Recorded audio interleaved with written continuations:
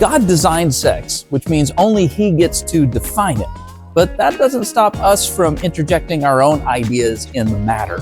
In this week's talk, we'll look at God's definition of sex and how He expects you to respond to it.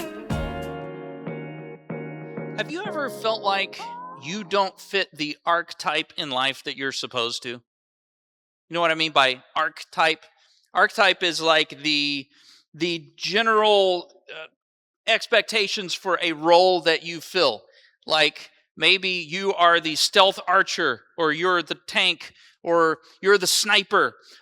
Maybe you are the big town girl executive that goes back to her home at Christmas time looking for love, or you're the small town guy who's set to inherit the Christmas tree farm business. Okay, we all have these roles that society expects, and sometimes it's a little stressful if you don't fit. There's an archetype for moms that they're supposed to throw Pinterest birthday parties, or girl dads that you're supposed to be polishing the shotgun whenever the guy comes over to take your daughter out. And maybe you're a girl dad and you don't possess a shotgun. How am I supposed to fit the archetype? Sometimes we don't fit. I don't fit the archetype for a Cowboys fan. See, Cowboys fans are supposedly delusional. I'm not delusional. I just know this is our year. It's really going to turn around this year. After 30 years in the wilderness, God's going to bring us to the promised land of the Super Bowl again. I believe. It's stressful, yeah. Don't stop believing. Okay, I'm hanging on. I'm a man of faith. It's stressful. It's stressful when you don't fit the archetype. And I know that some of us respond by saying, Chris, I don't care, man. I don't care if I fit in. Yes, you do. You say that, but science says otherwise. A series of studies from 2007 to 2012, researchers hooked a bunch of equipment up to study people's brains as they were doing activities related to whether or not they fit in and get accepted. Do you know what they found? They found that the parts of your brain that are going into overdrive when your acceptance is on the line are the survival parts of your brain. Your mind is treating this like it's an existential crisis when you might not fit in and you might not be accepted. When you walk to school and you have Adidas socks and everyone else has Nike socks. Oh no! Can I get a marker and draw the swoosh on the side real quick before anybody sees, because I need to fit in? There's a strong biological urge. And you come by it naturally, okay? Thousands of years, your ancestors needed to be accepted by the tribe to survive. Okay? If you are like that person that just can't get along and can't fit in with anyone, and you're off on your own, you're probably going to be eaten by a bear or attacked by bandits, or you'll become a Packers fan because no one's there to steer you toward the Lord's team. And so you need tribal acceptance. And around 10 to 12 years old, and parents, if you've ever raised kids, you know what I'm talking about. Around 10 to 12 years old, something switches inside you, and your brain chemistry starts really yearning for acceptance by your peers, by your tribe. It's natural. It's a survival instinct.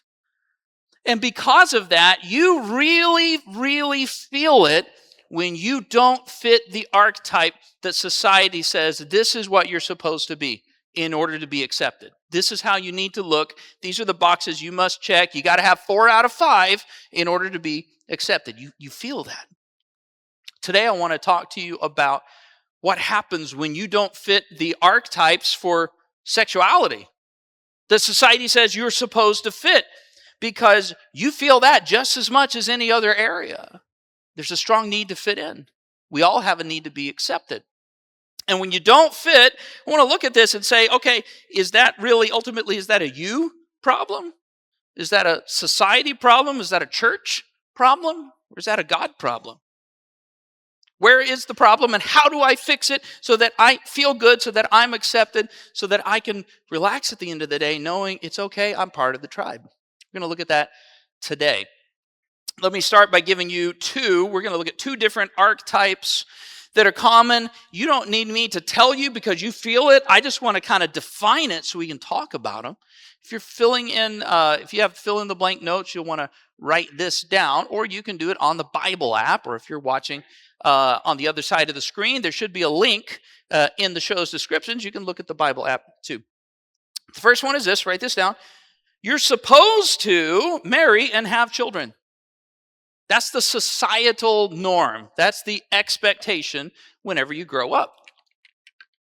How many of you guys have ever felt the pressure of that expectation on you? Anybody? Right? You graduate high school and it's like, okay, well, I'm really worried. She's 19 and she hasn't found a husband yet. Okay? And mom's a little bit worried and your friends are like trying to hook you up with people. And there's this expectation that you're supposed to get married and then you're supposed to have children. Anybody else? The moment that you got engaged, mom started buying baby stuff and stashing it in her house. Okay, some moms are very excited to go in grandma mode. Okay, and they don't mean bad by it, but there's this pressure on you. It's like there's this great musical chairs game, and you need to make sure that you find a chair before the music stops and there are no chairs left. It's stressful. And yet a lot of us walked in here today single. And we feel that, right? I'm married, but a lot of you guys here today are not, and you feel that, and you feel that pressure. I asked ChatGPT to show me a picture of an American family, okay? And put that up on the screen, Spree, okay? Surprising absolutely no one. Here's an American family. Dad, mom, teenager, a couple of kids, just enough racial diversity to be like inclusive, but not so much that it makes anyone uncomfortable. And this is the norm, and that's the expectation. And let me tell you, no one shouts that louder than the church. No one says that's the norm that you need to be more regularly than the church. There's so many churches, and we are one of those too. We say, oh, we're a place for families. We love families. We're a family church. Do you know, all right, the addition to our building over here on the side of the gym that we do some events in, if you're new around here, you might not know this. We call it the FLC. Do you know what F stands for in FLC? Family. Okay? We don't have a singles life center anywhere on the campus. Okay? Family. So we shout that really loud. It's stressful if you find yourself single when society is saying the norm is to be married and have children. And it's not like we pull that out of nowhere. Okay? We base that on what God said, Genesis chapter 1, verses 27 and 28. Okay? We'll put that up on the screens. God created human beings, and he blessed them and said, be fruitful and multiply. Okay? It's part of the command to humanity to pair up and to produce more humans. It's not bad, it's not wrong. But it's an archetype that we put so firmly that it creates a lot of anxiety when you don't fit. Let me show you one other one. Second archetype, write this down. You're supposed to be a manly man or a proper lady. Okay, and some of you guys have felt that. Some of you guys have grown up not fitting perfectly the stereotype for your given gender, okay, for your biological equipment. And it's stressful when you don't fit. And society has very clearly defined ideas of what manly men are supposed to be like, right? If you pee standing up, you're supposed to like Tonka trucks and tanks and sports and guns and killing things with guns and eating things that you killed with guns, all right? Anything involving violence or guns, you're supposed to like that. That's what you're into. The video games that you like to play involve shooting stuff, okay, or stabbing stuff with a sword. That's the norm. And if you pee sitting down or hovering, yes, I know about that. Even though I'm a guy, because I spent a lot of years cleaning the toilets at Toys R Us, and I know what happens in those. Okay, ladies, all right. Don't be those. Don't be one of those, okay? But if that's you, okay, if that's you, then you're supposed to like cuddling with babies, and you're supposed to like shopping, and you're supposed to like makeup and fashion and art and dance and Target. I don't know why Target It's like 90% of the clientele are women. I always feel weird when I go in there. I'm like, I just need a bag of coffee. I'm like, oh, that's the only guy in here. Okay, but it's their gender norms, and they're very firmly established, and no one shouts those louder than the church. Because God says, okay, Matthew 19:4, put this up on the screens, right? Jesus is talking about creation here. And he says, haven't you read that at the beginning, the Creator made them male and female? And as the church, we support this idea that God intended for humanity to come in two varieties, male and female variety. And in order to protect that definition, we have put up some really strong boundaries between the two and say, you got to fit into one of these categories. I don't know if you guys have heard this. There's a very strong trend in the American church right now towards saying the only godly man is the macho man. And anything less than that is just you're failing to live up to God's standards. The only godly woman is the trad wife, not trans wife, very different, okay? The traditional wife who loves to cook and loves to keep the home and wears dresses all the time and has 17 children, and that's what God has called you to be if you're a woman. We were the ones who were saying that.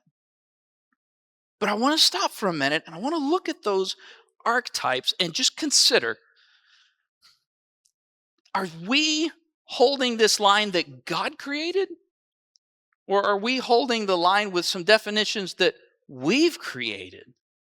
Whether from a good heart or not, and I believe that it is, we need to be careful that we're not creating an archetype over here that says, this is the box, if you don't fit it, you don't fit in.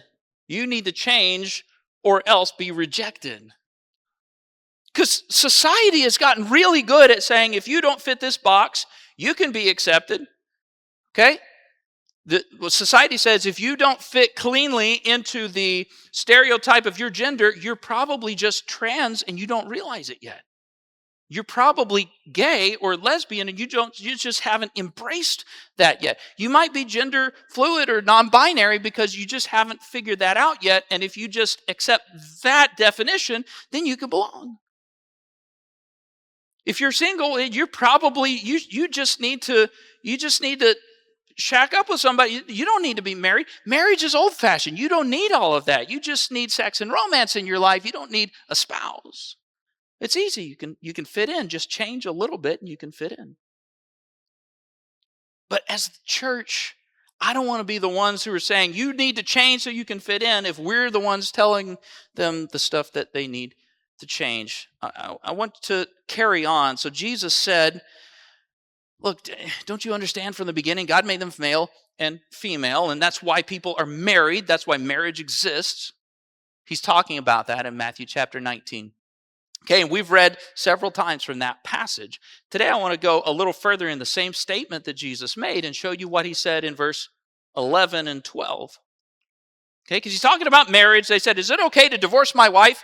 And Jesus is basically like, look, if God glued two people together, why would you tear them apart? I don't think that's wise.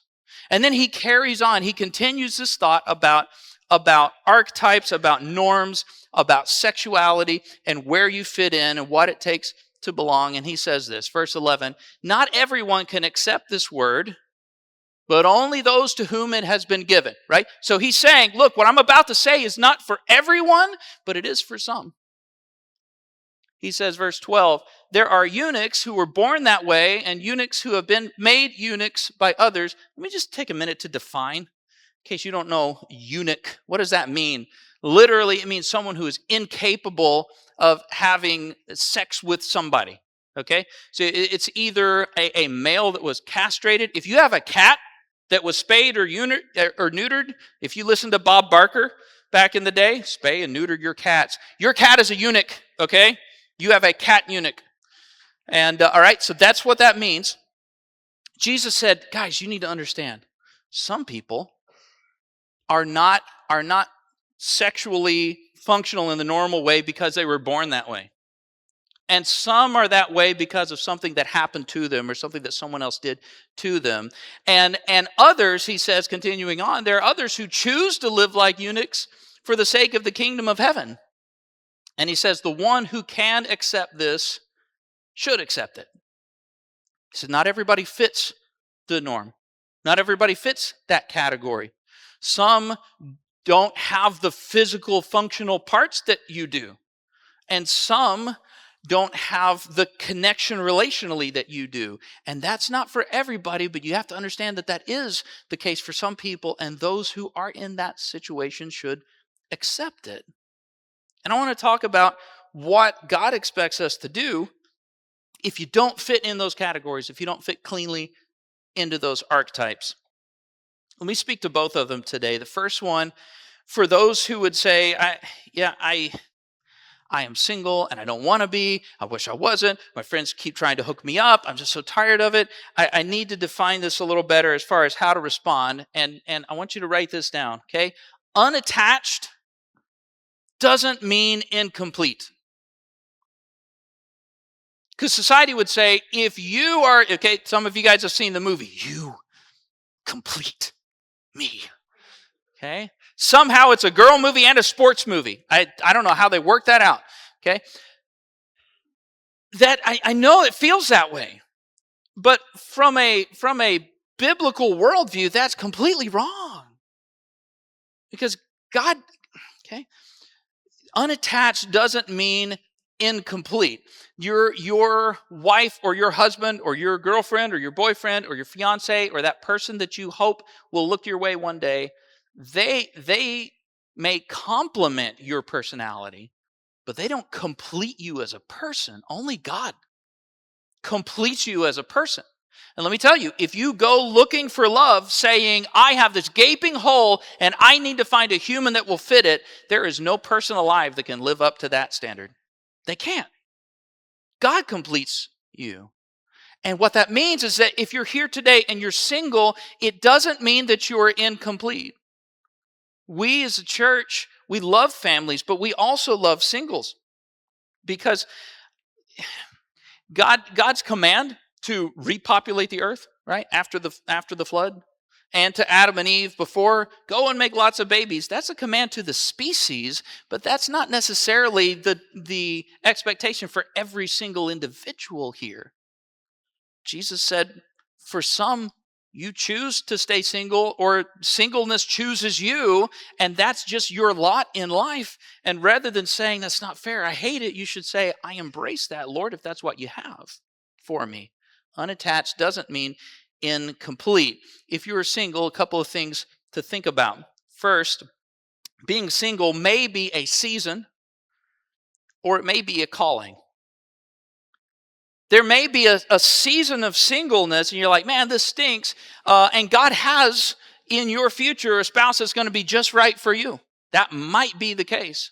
Or you may have had that season of being married and that spouse has passed away, or that spouse has gone away and you are single. That may be the season of life now is to be single. It may be a calling. You know, Paul says, man, I wish everybody was single like I am. It's better that way. I don't have to split my attention between serving the Lord and serving a wife. I just do what the Lord needs me to do all the time. There are benefits there. But you don't see those if you're constantly raging at your singleness and saying, I hate this, I don't want this. God, why did you make this happen? Please fix this. It's not a problem to be fixed. It's a season to be embraced with patience. And I know that's easy for me to say because I'm married. My wife is not in town. So I feel a little bit of I'm alone right now this week as she's visiting with family. But yes, yeah, patience is not a fun lesson at all.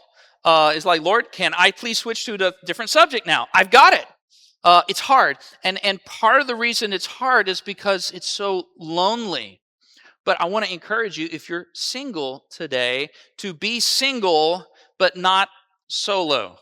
Okay, do we have that? Can we put that up on the screens here to write that down? Be single, not solo. Okay. He's cool. If a guy comes looking for trouble, you can shoot first, okay? But don't be solo. What do you mean, Chris? I mean, even if you're not married, that doesn't mean that you can't have, and I don't just mean friends, I mean close friends. I mean friends who stick closer than a brother. When the Bible says there's a friend who sticks closer than a brother, it doesn't say there's a friend who you're married to that sticks closer than a brother. Some of the most intimate relationships of your life don't involve physical intimacy. In a society that's kind of oversexed, we tend to pair those two things together, but they don't have to be. You need people in your life. God has not called anyone to loneliness. I don't believe that for a minute. But you need friends. And church, especially married people, you need to be aware of the single people in your life because they need your friendship deeply. Unattached doesn't mean incomplete. And here's the other archetype that I want to respond to. This idea that says, well, if you don't fit neatly in the category, you need to change your definition of yourself. I don't say that you do. So you write this down. Undefined doesn't mean uninvited. You say, well, I don't fit cleanly into that category. My son doesn't fit cleanly, or my daughter, or my niece, or my brother. They don't fit cleanly into that category, so they can't be part of here until they do. Says who? Says God, or says you and me?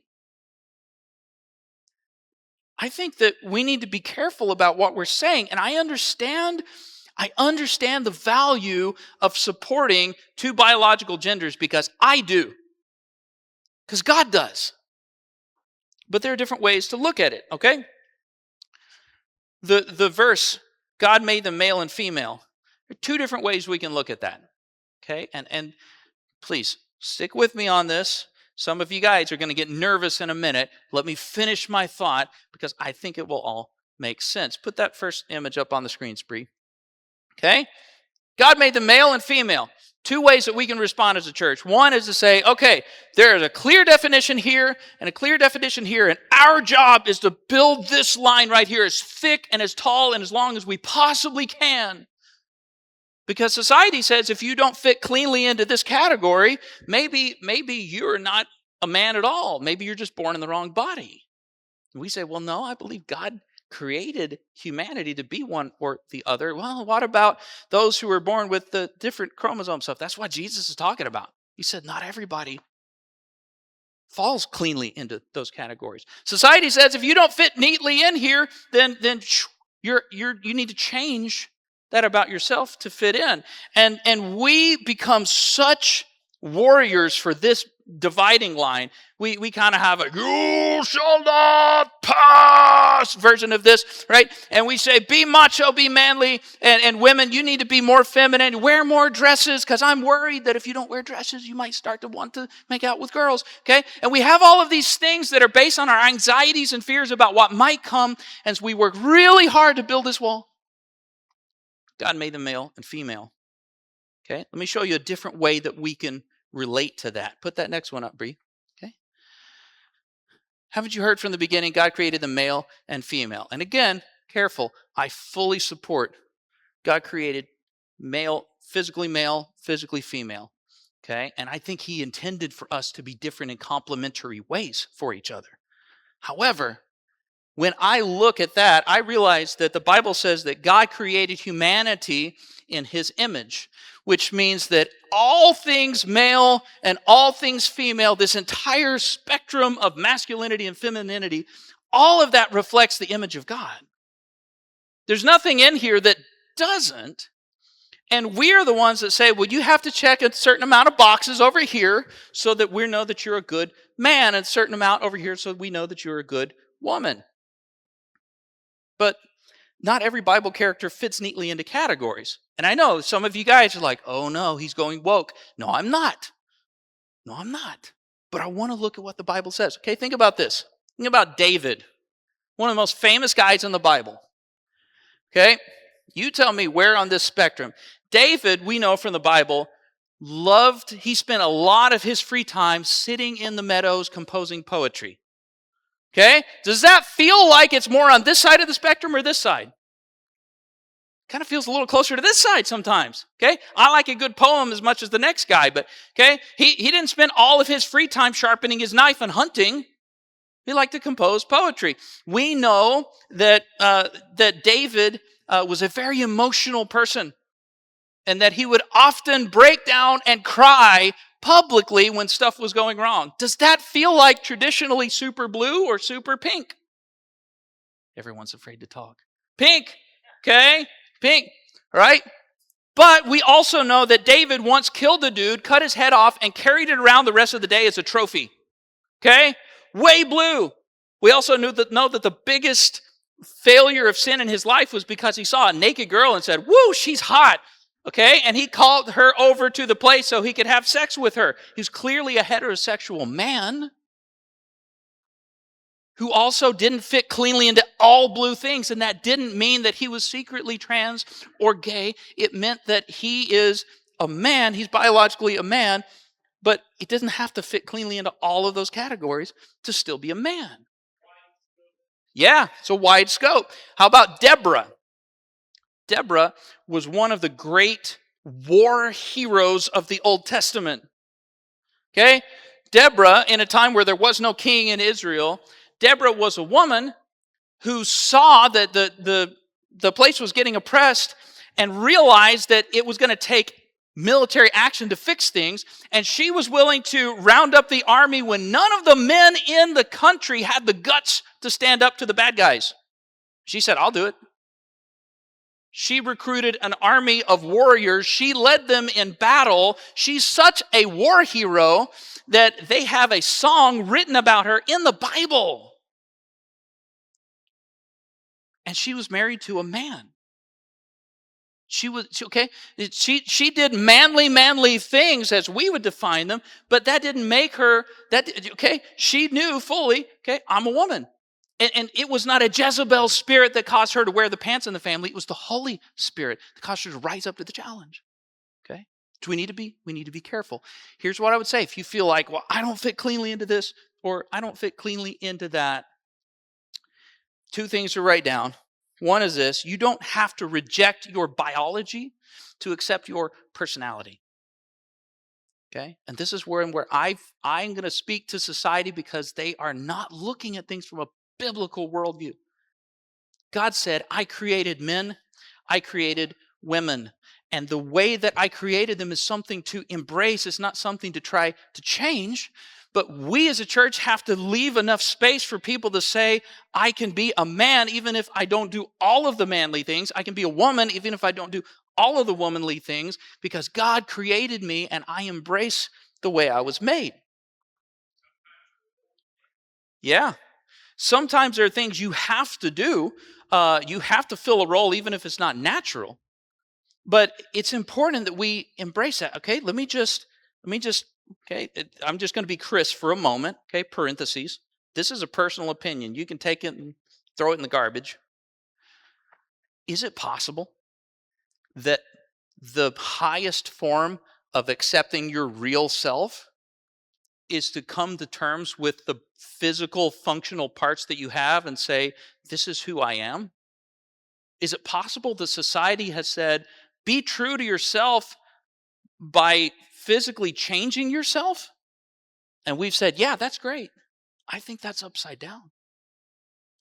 I think that's, and it's causing us to hurt ourselves. Okay. And I also know this because I have friends who are in some of these undefined categories. There's friends who are attracted to the same sex, friends who are trying to figure out, okay, I don't fit neatly into this deal. And there's this tendency to say, that's what defines me. Society says this, in order to fit in, I need to embrace this definition of myself to fit in.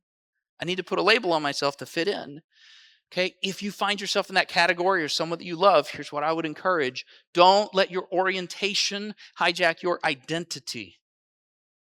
Because I know so many people that struggle in their life to fit in, and their same-sex attracted says, okay, well, this is who I am. I am a gay or a trans or a bi.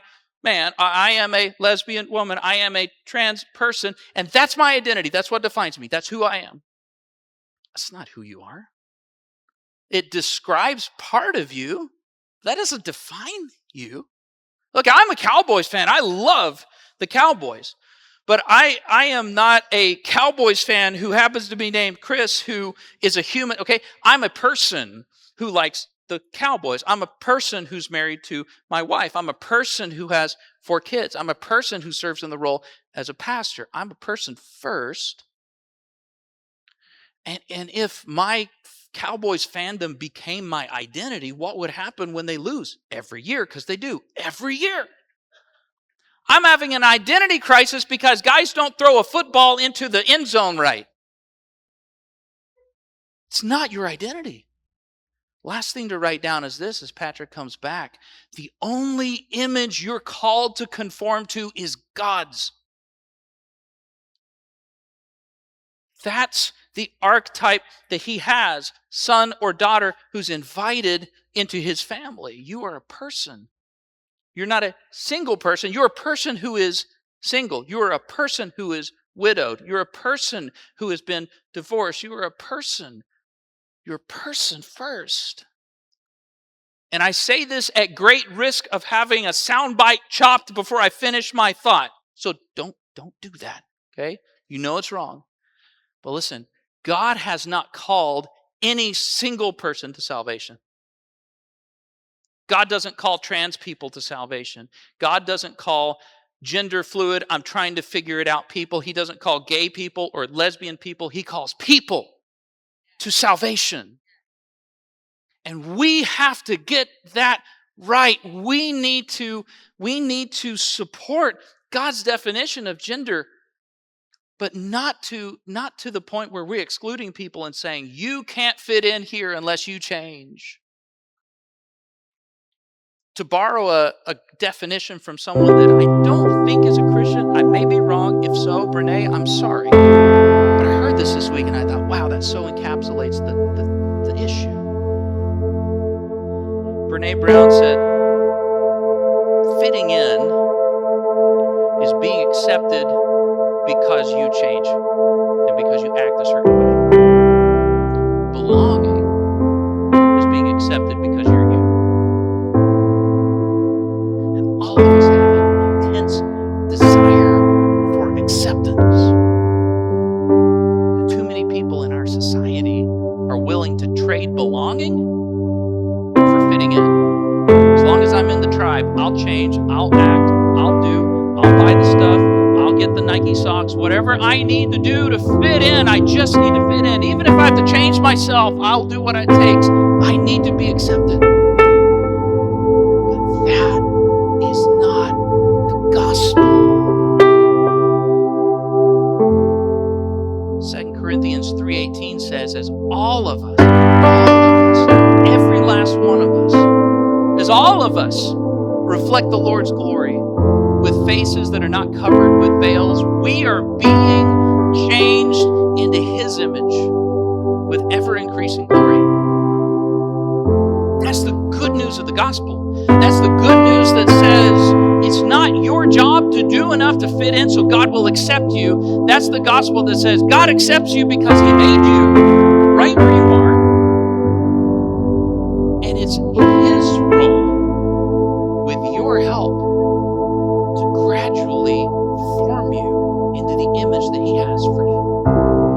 To gradually shape you toward that destiny that He has. To gradually shave off the broken parts and the painful parts and the damaged parts so that good can grow in your life. It's His job to do that. There are no hoops to jump through to be good enough so that He will love you. And I want to be a church and a culture that reflects the grace of God, that at the same time says God has standards and He will shape you toward those standards, but God also invites you right where you are today so that He can shape you toward those standards. So if you are single,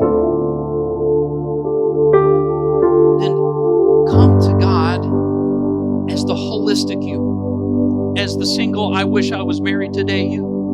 as the why is this taking so long, you come to God with all of that that is you. The parts that fit and make sense, and the parts of your life that feel like they came from the wrong box and they got mixed in.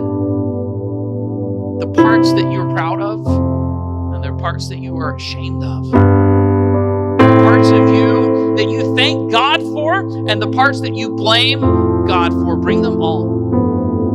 This is all part of your story. And the work of grace is taking your story, no matter what the backstory is, and shaping it into something with a beautiful ending as God is working in your life. And that requires the holistic you, body, mind, spirit, all of it together.